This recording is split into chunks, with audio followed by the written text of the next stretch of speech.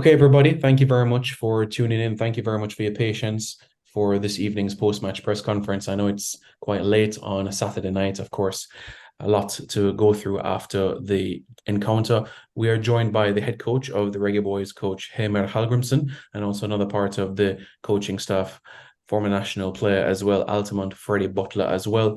Before we open the questions, Coach Butler, Freddie, let me start with you. Your thoughts about the performance and what this entire camp has been the last few days with the entire group. Well, I think the boys performed well, with two training sessions and just we went straight into organizing the team in terms of our defensive shape. And I think for most part, the players tonight tried their best to play with the little information that we got them in terms of organizing them defensively. I'm proud of the boys. A lot of players for the first time they're playing with each other, and the coaching staff is first time we're seeing some of these players. So, in terms of performance, I think we did well with the little information that they got from the coaching staff. Yes, and Freddie, as you know, you were part of the group during the Gold Cup. How did it feel to link up back again with the group in New York? Well, it's great. The coach is a very inclusive coach, and he wants the past players to be a part of this. And we talk all the time that I don't want to be the only one. There's a lot more players out there who has a lot of information to share with these young boys, and we like to have a lot more past players to be a part of what's going on. And it's great to be here. It's like it's an honor to be on this side of it. Wonderful. Sounds good. And for Coach Hallgrimsson, your thoughts as well? Anything to add to what Freddie said? No, I think it's mutual, especially now for us to have Freddie around. He knows these players much better than we do, so it was a great help. Not only knowing kind of their quality on the pitch, but he knows them as persons much better than us. So we used him to communicate, because Freddie has been with us in the Gold Cup, so he knows what we want. So he has been a huge help in this camp. About the game, I agree with what Freddie said. It was maybe not the most kind of exciting match. There was not a lot of goal scoring chances, and I think we need to give our players credit for that, because Guatemala is they're a quick team. They are good in counter pressing, and we know it from the Gold Cup. We struggled a lot against them with their high intensity football. So yeah, we can be quite happy, even though we didn't create a lot of goal scoring chances ourselves. All right, thank you very much, coaches. We appreciate that. Now we'll open the floor for questions. So, folks, we kindly ask them you raise your hand, and I will call on you to ask your question, whether to Coach Hallgrimsson or also to Coach Butler as well. Okay, let's start with Jamaica Observer, Rashid Parchment. You may go ahead. Yes, good evening, coaches. Let's look at the matches that you have played where you have rotated the squad and tried to give other players a chance. We think about Trinidad and Tobago, those two games. We think about Qatar. We think about Jordan and this game tonight. One of the criticisms against you, coach, is that you don't give local players enough of an opportunity. But the truth is, you have given them some chances. They have gotten the chances in those games I've mentioned, and the results haven't quite gone the way you wanted. Even yesterday, you said that it is important to win because it also helps them to showcase themselves, and it gives them an impetus to work their way into the more competitive matches. However, as I said, the results haven't gone that way.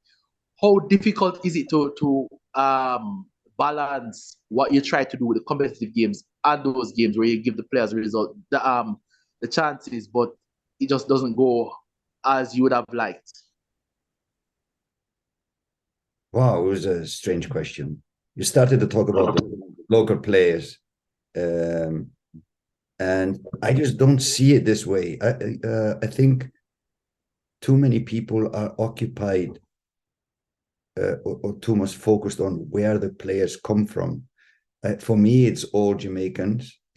for me, it's all Jamaican national team players, and I don't care where they come from. They can come from Jamaica, but they can be playing like most of these players today were playing in US or USL or MLS.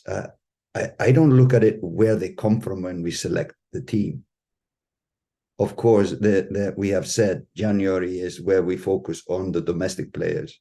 This game was more or less to show and to look at the players playing in US.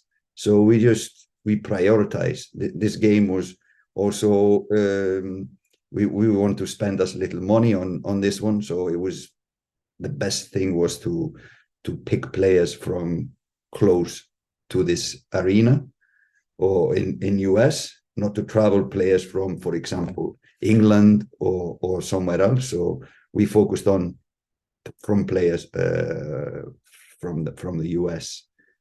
But it's just the games are different.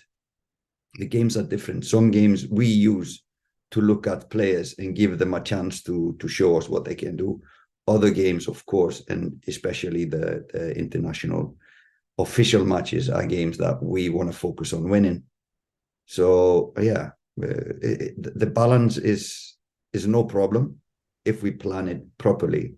So in this case, we wanted to see these players and to see what they could provide for us and show what they can do. So I don't know if I answered this question correctly, but the question was a little bit about everything.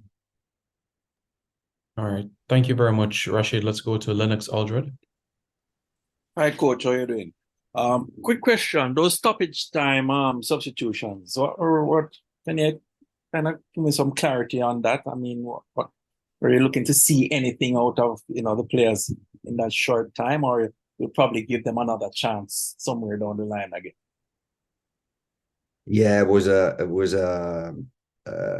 maybe more to give them a cap in the last 2-3 minutes, or also just to refresh a little bit our team. Some players were tired in the end, but it was a delicate time. So of course you don't judge a player on 2 minutes or 3 minutes.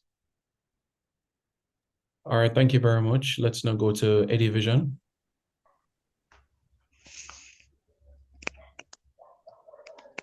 Eddie, you can go ahead.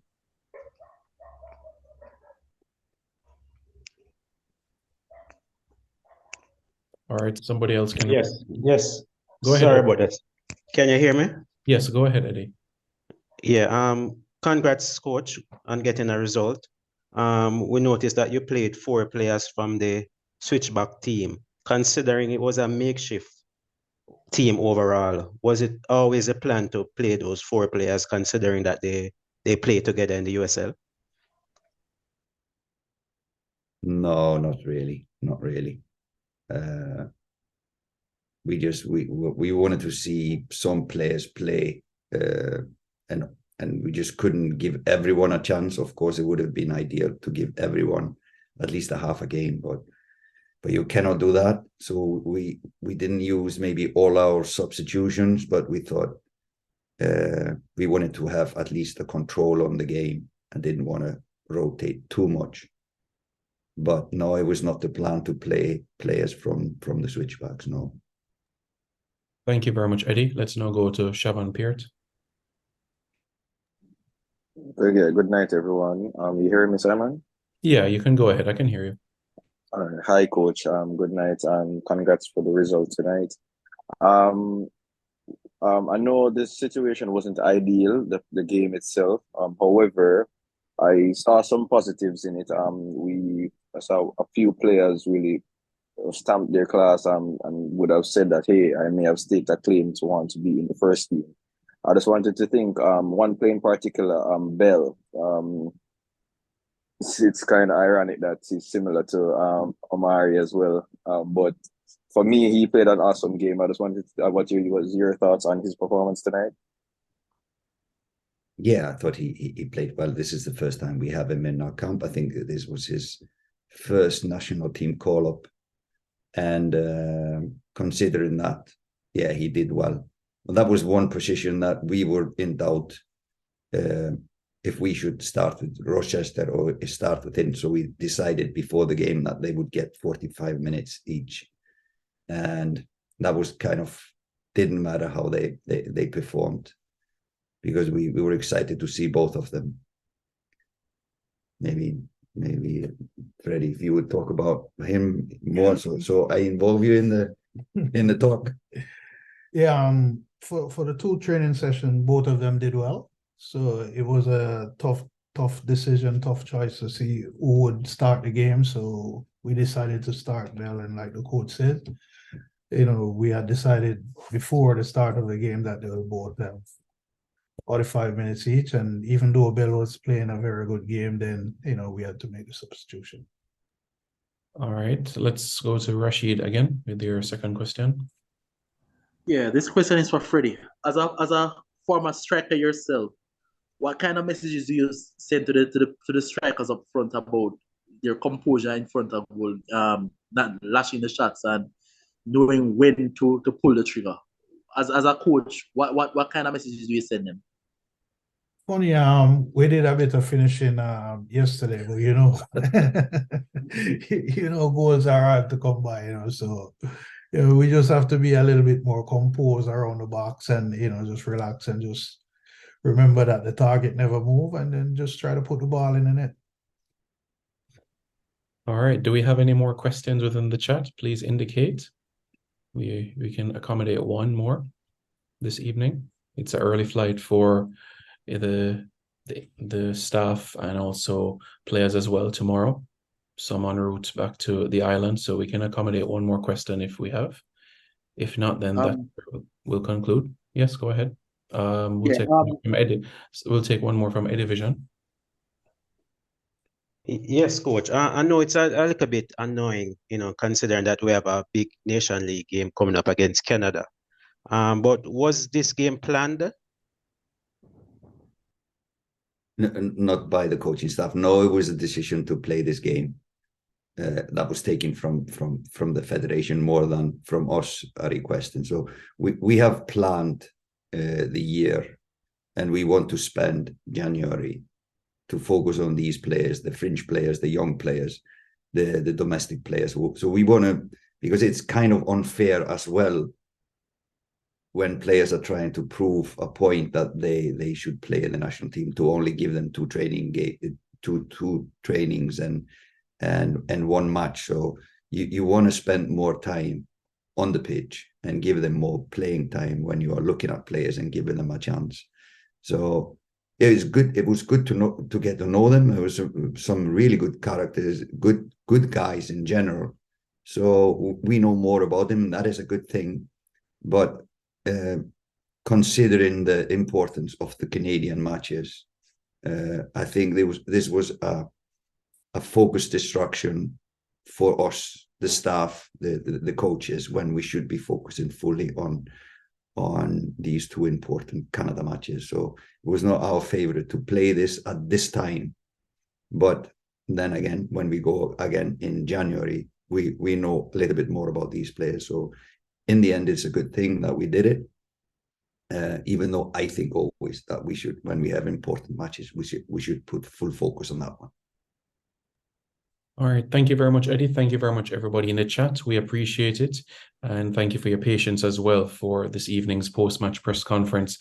Tomorrow, being Sunday, that's when the squad for the Canada games will be announced. So stay tuned for further updates on that and when it'll be announced. So have a pleasant evening, everybody, and we'll be in touch for more updates.